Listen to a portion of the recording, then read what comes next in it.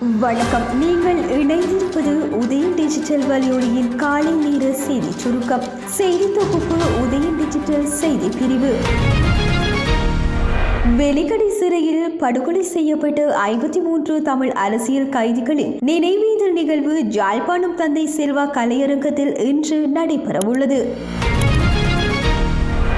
2023 ஆண்டுக்கான கல்வி பொது தராதர சாதாரணதர பரீட்சை பெறுபவர்கள் செப்டம்பர் மாதம் வெளியாகும் எனவும் பரீட்சைகள் நாட்காட்டியை புதுப்பிப்பதற்கு திட்டமிட்டுள்ளதாகவும் கல்வி அமைச்சர் சுசில் பிரேமஜயந்த தெரிவித்துள்ளார். நாவாதுறையில் சட்டவிரோத மாடுகள் கொள்களம் நடத்திய மூவருக்கு 4,20,000 ரூபாய் அபராதம் விதித்து தீர்ப்பளித்தது யாழ்ப்பாணம் மேலதிக நீதிவான் நீதிமன்றம். யாழ்ப்பாணம் வடமராட்சி கிழக்கு கட்டைக்காட்டில் நள்ளிரவில் வீட்டுக்குள் உள்நுழைந்து போதை தடுப்பு போலீசாரின் அறிமுகம் செய்து தகப்பன் மற்றும் மகன் ஆகிய இருவரையும் அச்சுறுத்தியுள்ளதாக இலங்கை மனித உரிமைகள் ஆணைக்குழுவின் யாழ்ப்பாண பிராந்திய அலுவலகத்தில் முறைப்பாடு பதிவு செய்யப்பட்டுள்ளது. முல்லைத்தீவில் அறுவடை செய்த நெல்லை வீதியில் உலரவிட்ட பின்னர் அதற்கு காவல் காத்துக் கொண்டிருந்தவர் மீது துப்பாக்கிச்சூடு நடத்தப்பட்டுள்ளது. யாழ்ப்பாணம் நீதிவான் நீதிமன்றத்தில் வழக்கொன்றுக்காக வந்துவிட்டு திரும்பிய ஒருவரை வாளால் வெட்டுவதற்கு துரத்தி சென்ற நபர் கைது செய்யப்பட்டுள்ளார்.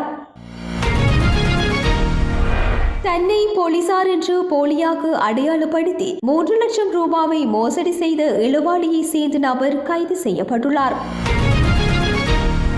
விசாரணை அச்சுறுத்தல்களுக்கு மத்தியிலும் முல்லைத்தீவு பழைய செம்மலை நீராவியடி பிள்ளையார் ஆலயத்தின் வருடாந்த பொங்கல் விழா நேற்று புதன்கிழமை நூற்றுக்கணக்கான அடியவர்களின் பங்கேற்புடன் சிறப்பாகவும் உணர்வுபூர்வமாகவும் இடம்பெற்றது. செப்டம்பர் முதல் ஓய்வூதியதாரர்களுக்கு மாதாந்தம் விசேட கொடுப்பனவாக 3000 ரூபாய் வழங்க விசேட அமைச்சரவை இன்று தீர்மானித்துள்ளது.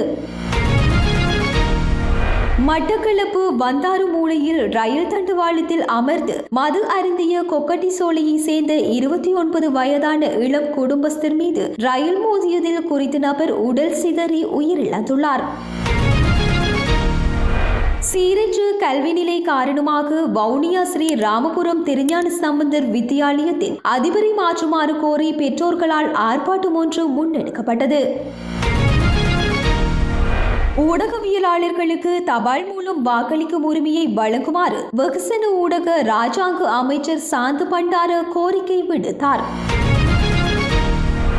மெனுவாங்கொடை போலீஸ் பிரிவுக்கு உட்பட்ட கட்டுவல் லேகம பகுதியில் உள்ள கைவிடப்பட்ட ஹோட்டல் ஒன்றின் தண்ணீர் தொட்டியில் இருந்து 1 கிலோ 70 கிராம் ஹெரோயின் போதைப் பொருள் கைப்பற்றப்பட்டுள்ளது.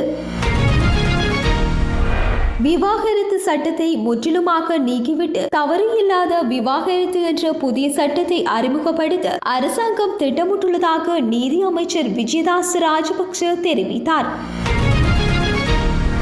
இத்துடன் உதயம் டிஜிட்டல் வலையொலியின் காலை நேர செய்தி சுருக்கம் நிறைவடைகின்றது. தொடர்ந்தும் இரவு நேர பிரதான செய்திகளுடன் இணைந்திருக்கலாம்.